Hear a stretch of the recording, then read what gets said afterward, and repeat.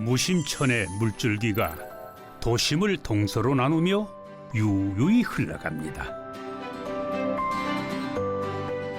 이 물줄기를 끼고 비옥한 평야가 펼쳐집니다. 지형이 배 모양을 하고 있다고 해서 예로부터 주성이라 불렀던 곳, 바로 청주입니다.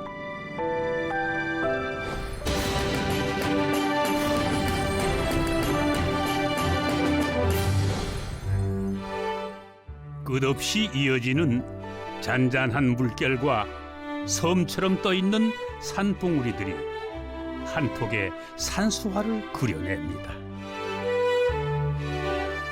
국내 최장의 다목적 인공호수이자 청주의 젖줄인 대청호입니다.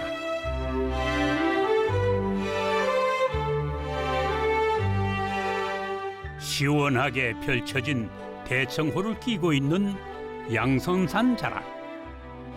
이곳에 문이 문화재 단지가 자리하고 있는데요. 1980년 대청댐 건설로 인해 수몰 위기에 처한 지역 문화재를 보존하고자 조성된 곳입니다.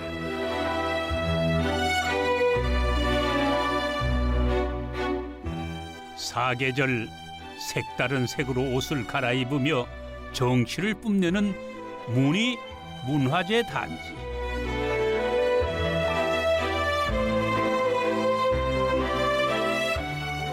늦봄의 완연한 풍경이 이곳에도 자리 잡았습니다.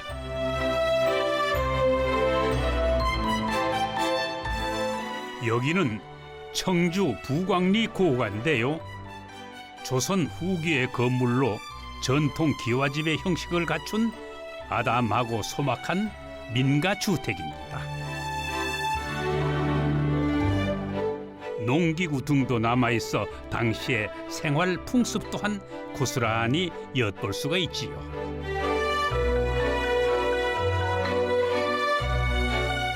지금은 절반이 대청호에 잠겨버린 문이 마을. 그래서인지 마치 타임머신을 타고 돌아온 것처럼 정겨운 고향의 향수가 느껴집니다. 그래.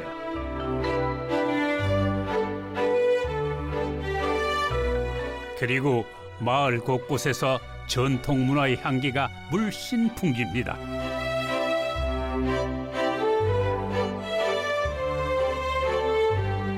조상들의 삶과 을을 지켜나가는 것은 앞으로도 우리 후손들에게 주어진 중요한 몫일 겁니다.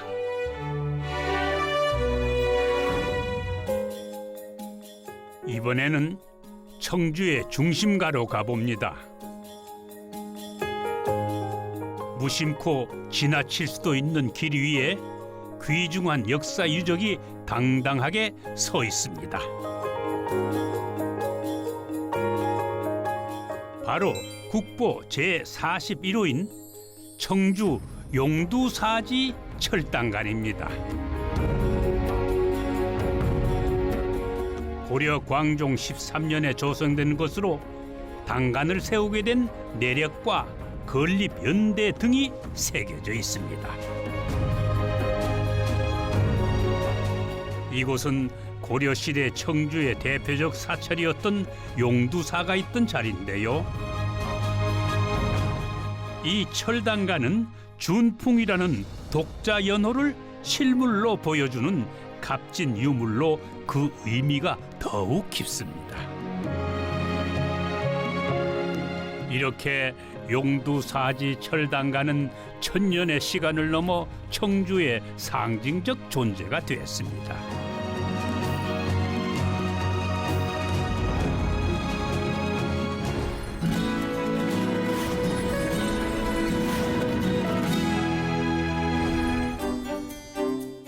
힘들고 지칠 때면은 자연의 위로가 절실하기 마련이죠.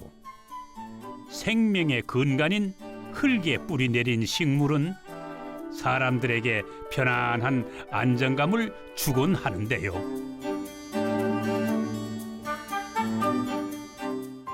식물이 가진 긍정적 에너지는 때로는 놀라울 정도의 힘을 발휘합니다. 어느덧 원예 경력 38년 차. 식물과 자연 소재를 매개로 사람들에게 기쁨과 희망을 전하는 조동순 복지 원예사를 만났습니다. 나보다도 타인을 즐겁게 해줄 수 있는 그런 직업인 것 같아요. 물론 꽃을 가꾸는 사람이 혼자 보겠다고 꽃밭을 만드는 사람은 없거든요. 또 선물할 때도 본인이 좋아서 하는 것도 있지만 상대방을 기쁘게 하기 위해서 또 꽃 선물을 많이 하거든요. 그래서 꽃은 주변 사람들을 행복하게 해주는, 또 원예는 그런 활동이라서 지금까지 좋아라 하고 있습니다. 다양한 원예 활동 중에서 그녀가 특히 주목하는 것은 바로 원예를 통한 치유입니다. 오늘은 펜지, 비올라 등 식용꽃을 이용해서 꽃 강정을 만들어 보는데요. 식용꽃과 허브를 사용한 꽃 강정은 맛도 좋지만은 그 자체만으로도 마음이 치유된다고 합니다. 어르신들에게나 또 혼자 있는 외로운 사람들한테는 충분히 상호작용이 가능하거든요. 왜냐하면 내가 가꾼 만큼 얘가 잎도 내주고 꽃도 피워주고, 물론 또 살다가 죽을 수도 있지만 그래도 그 같이 살아서 호흡하는 걸 느낄 수가 있거든요. 그래서 식물도 반려자로서 충분한 역할을 할 수 있다고 봅니다. 그래서 반려식물이라고 요즘에 많이 또 찾고 있지요. 식물을 정성껏 가꾸는 과정에서 여러 가지 교감을 할 수가 있는데요. 그 과정을 심리치유에 접목시켰습니다. 그리고 이 활동들을 통해 다양한 시설, 기관 등에서 사람들의 정서적 회복을 돕고 있습니다. 제가 청주 소년원의 원예치료 강사로 오랫동안 활동을 했는데요. 그 식물이나 또 살아있는 생명체에 대해서 이렇게 감정이 없던 아이들이 많이 있어요. 그래서 그런 아이들한테 이제 그 식물을 기르게 함으로써 나도 누군가를 길러줄 수 있고 누군가를 생명체를 케어해 줄 수 있다 하는 그런 거를 심어줄 때, 그럴 때 굉장히 보람이 있고요. 식물도 정성을 들인 만큼 잘 자라나는 것처럼 사람에게도 마음을 다하면은 진심 어린 소통이 가능하지 않을까요? 복잡하고 빠르게 흘러가는 세상, 앞으로도 식물을 통한 자연 친화적인 삶과 따뜻한 마음을 전하는 것이 조동순 씨의 바람입니다.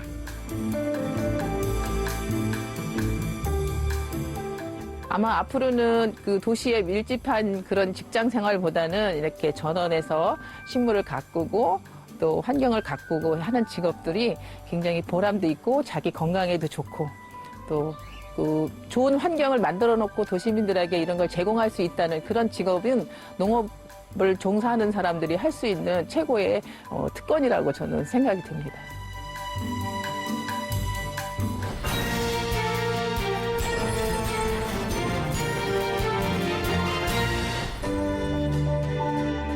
속리산에서부터 발원해 흘러내려오는 달천.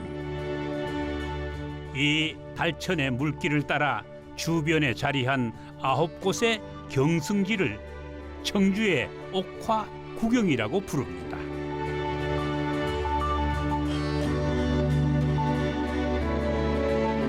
우남리 청성마을 앞을 달천의 지류인 미원천이 흘러갑니다.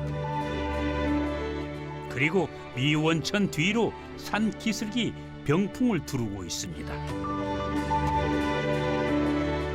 웅장한 암벽이 한눈에 들어옵니다. 이 지역은 선사시대 사람들의 생활 터전이기도 했습니다.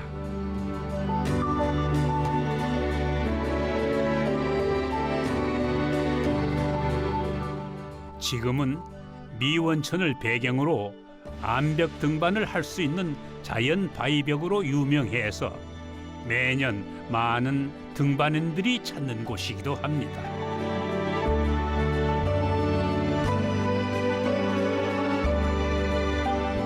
그리고 이 암벽에서 조금만 걸어 들어가면은 작은 쉼터 앞에 자리한 청석굴을 만날 수 있습니다.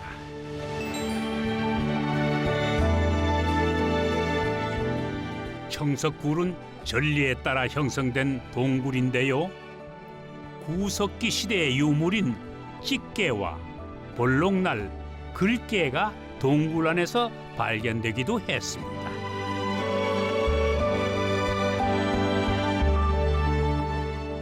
구석기인들의 생활상이 자연 그대로의 모습과 함께 남아있는 곳이지요.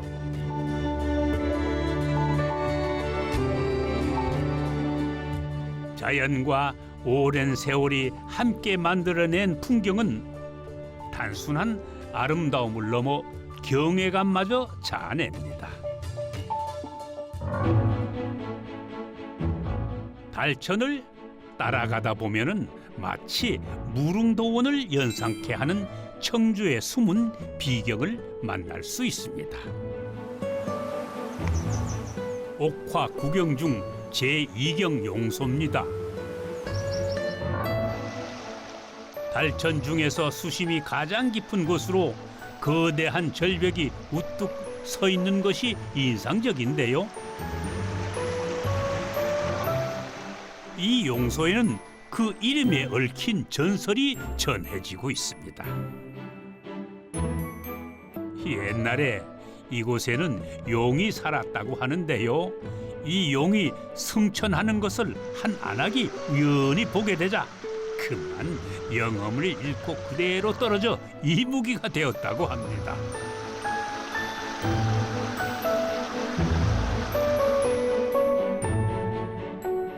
절벽의 문양 모양도 참으로 신비한데요. 그야말로 절경입니다. 앞으로도 이 물줄기를 따라 청주의 역사와 문화 그리고 자연이 하나 되어 흘러가겠지요. 물도 산도 역사도 깊은 충북의 대표 도시 청주. 귀중한 문화 유적이 곳곳에서 살아 숨쉬고 있습니다. 이 유적들이 우리 삶에 가까이 자리할 때 그 가치는 더욱 빛을 발하겠지요.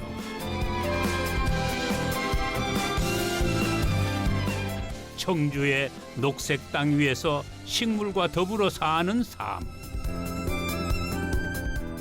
자연이 주는 긍정의 에너지를 받고 또 다른 이에게 전합니다.